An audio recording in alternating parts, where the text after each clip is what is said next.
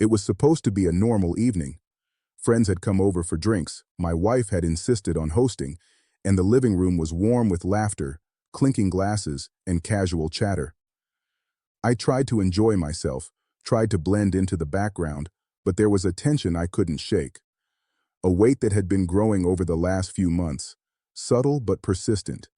She was in her element, surrounded by people who adored her charisma, who laughed at her jokes, who hung on every word.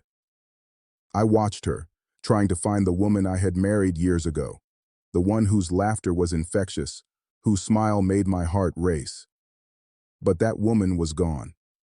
The one I saw now was distant, careless, and indulgent in attention that didn't belong to me. At first it was small things. She would glance at her phone under the table, quickly hiding a smile. Late-night texts that she said were from work, but never explained. The way she seemed to lean closer to certain friends, whispering and laughing, while I sat quietly, feeling invisible. And then I overheard her. Not something accidental. No, I wish it had been, but a slip that revealed the truth I had been fearing.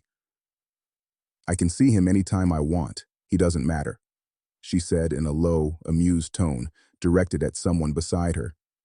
I froze, my drink halfway to my lips, my chest tightening.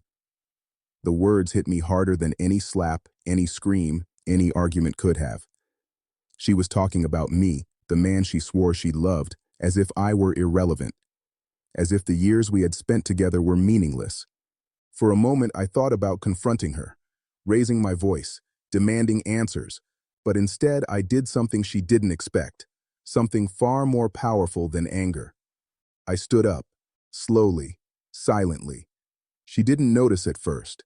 She was still smiling, still basking in attention, still laughing at whatever comment someone had made. But as I walked past her, calm, deliberate, the room seemed to shift. The laughter that had filled the air became a sudden silence. Heads turned, eyes widened.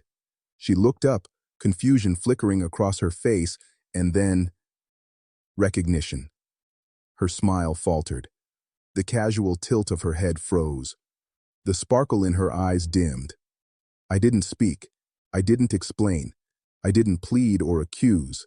I just walked. Out the door, into the cool night air, leaving the warmth, the laughter, and her carefully curated performance behind me.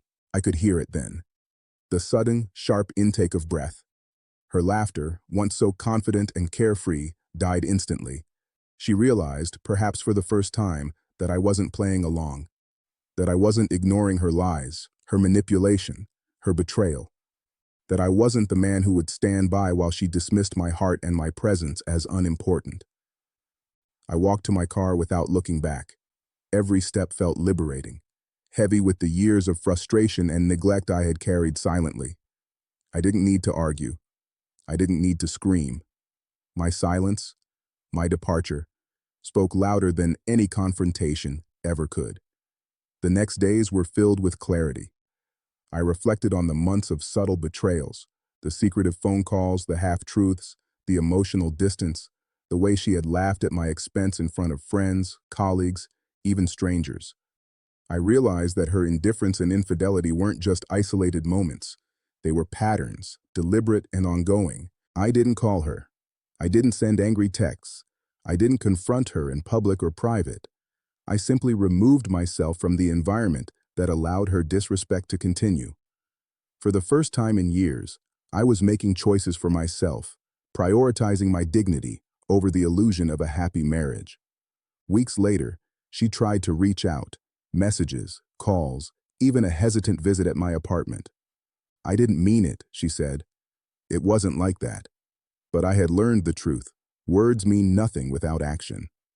Her laughter at that dinner, the way she dismissed me, the way she betrayed our life together, it couldn't be erased with apologies. I didn't respond. I didn't need to. Her realization, the moment she understood the gravity of her actions, had already occurred. The power of silence, of walking away calmly, had spoken louder than confrontation ever could. Months later, I look back on that night with a mixture of pain and relief. Pain for the betrayal, the heartbreak, and the loss of what I had hoped would be a lifelong partnership. relief for the strength I found within myself, for the clarity I gained, and for the understanding that sometimes the most profound statements are made not with words, but with action. Her laughter died that night because she realized she had lost control, because she understood finally that I would no longer tolerate being dismissed, disrespected, or betrayed. I didn't need to yell. I didn't need to cry. I simply stood, silently walked away, and reclaimed my life. And in that quiet, powerful moment, I discovered something I hadn't known I had: the ability to protect my heart, honor my worth, and leave behind anyone who fails to recognize it. Sometimes betrayal doesn't need confrontation.